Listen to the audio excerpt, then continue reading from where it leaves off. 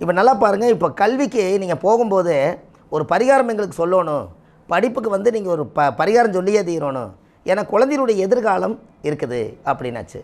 இந்த குழந்தை நல்லா படிக்கணும்னா அந்த படிப்புக்கு உண்டான கிரகம் என்னங்க ஐயா? புதனோட உறவு என்னங்க?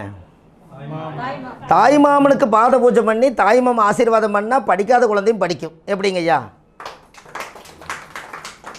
ஐயா நம்ம அதை மறந்துட்டோம். தாயோட ரத்தத்தில் பிறந்தது, தொப்புள் கொடி சம்பந்தம் கூட பிறந்த அவருக்கு அண்ணன் தம்பி, இவருக்கு தாய் மாமன் அல்லவா? அப்போ தாய் மாமன் தாயோடு பிறந்தது, அப்போது மாமனோட உறவு புதனோட அதிகமாக வருது. அப்போ கல்வி காரகனும் புதனாக வருது. அப்போ உயிரோடு இருக்கிற மனுஷனை மறந்துட்டோம், படிப்புக்காக வேறு எங்கேயோ நம்ம தேடுறோம். அது எப்படி வரும்?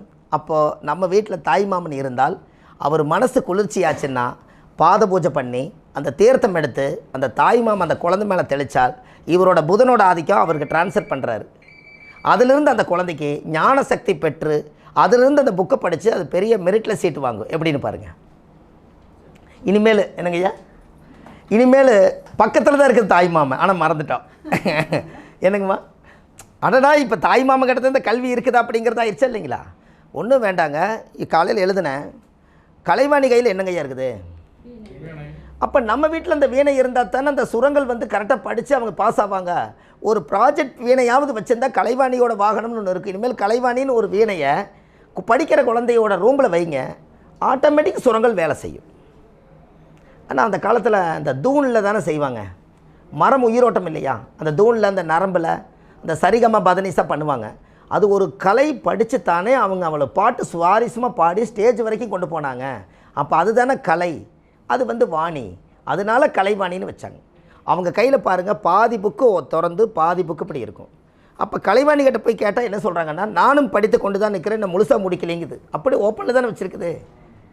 அப்போ நீங்கள் என்னென்னா ஒரு வீணை ஒன்று, ஒரு கலைவாணியுடைய படம் ஒன்று, அந்த வீணைக்கு ஒரு பொட்டு சந்திரம் வச்சு புதன்கிழமை நாளில் இல்லை அசுவனி நட்சத்திரம் வந்து சரஸ்வதி குறிக்குதா, அந்த நட்சத்திர நாளுகளில் நீங்கள் அந்த போட்டோவை வச்சு சாமிக்கு ஒரு கல்கண்டு நெய்வேத்தியம் வச்சு ஒரு தண்ணி வச்சாலே அந்த குழந்தைய அங்கே உட்காந்து படிக்க சொல்லுங்கள், அந்த சரஸ்வதியோட தீட்சை இந்த குழந்தைக்கு கிடைக்கும். ஒரு படிப்புக்கு நம்ம ஜாதகத்தில் அந்த கல்விக்கு அதிபதியான கலைவாணி சரஸ்வதியும் அந்த புதன்கிற தாய்மாமனுடைய படமும் அவங்க வீட்டில் இருந்தால் அந்த குழந்தை படிக்கும். ஐயா உங்களுக்கு ஒன்று தெரியுமா?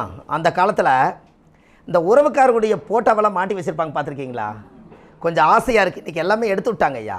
அந்த பழைய கால படம் தான் அப்படி ஒரு பொட்டு வச்சு கயர் விஜயா மாதிரி இருக்கும். இது எங்கள் அத்தை, இது எங்கள் மாமா, இது எங்கள் தாத்தா, இவர் தான் சின்ன பையன் நான் எடுத்தேன்பாங்க. அதில் தாய் மாமன் அதில் இருப்பார். கரெக்டுங்களா? அதில் தாய் மாமன் உறவு இருக்குமில்லங்க ஐயா. அப்போ அந்த போட்டோ எங்கே இருக்குதுங்க ஐயா? நம்ம இருக்கிற உயிரோட நம்மளோட உருவம் தானே அது. அப்போது அந்த வீட்டுக்குள்ளே அந்த குழந்தைக்கு தாய்மாவனுடைய போட்டா என்றைக்கோ மாட்டி வச்சுருப்பாங்க. டெய்லி காலையில் அந்த குழந்தை பள்ளிக்கூடம் போகும், நல்லா படிச்சுட்டு வரும், பாஸ் மார்க் எடுக்கும். அது நல்லா படித்தது காரணம் என்னென்னா, மாமனுடைய உறவோட அந்த உயிர் சக்தி அந்த படத்தில் இருக்கிறனால அந்த வீட்டில் இருக்குது. அதனால் அந்த குழந்தை படித்தது. இனிமேல் தாய் மாமனுடைய மறக்காமல் இனி போட்டா எல்லாம் மாட்டுவாங்கல்லங்க ஐயா? இனி மாட்டுவாங்கல்ல. ஏன்னா அந்த காலத்தில் உறவுகளை பிரிக்கும்போது புதன் தாய் மாமன் தானே பிரிச்சிருக்காங்க. என்னங்க ஐயா? அப்போ படிப்புக்கு எதை பிரிச்சிருக்காங்க? புதன் தானே பிரிச்சிருக்காங்க. இதை ரெண்டு கனெக்ட் பண்ணுங்கன்னு சொல்கிறேன். இது கனெக்ட் பண்ணினா ஆட்டோமேட்டிக் வரும். நான் அடிக்கடி சொல்லுவேன், நிறையா செடி வளர்த்துறீங்களே, என்றைக்காவது ஒரு நாள் பச்சைப்பயிறு வேக வச்சு ஒரு பெருமாள் கோயிலுக்கு கொண்டு போய் தர்மம் கொடுத்துட்டு வந்துட்டு நீங்கள் இந்த பச்சைப்பயிறுடைய செடியை வீட்டில் ஒரு சின்ன ரோஜா தொட்டி மாதிரி ஒன்று வச்சு பள்ளிக்கூடம் போகும்போது அந்த பச்சைப்பயிருக்கு வந்து தண்ணி ஊற்றிட்டு போக சொல்லுங்கள். அந்த பயிர் வளர வளர படிப்பு வளருன்னு சொன்னேன்.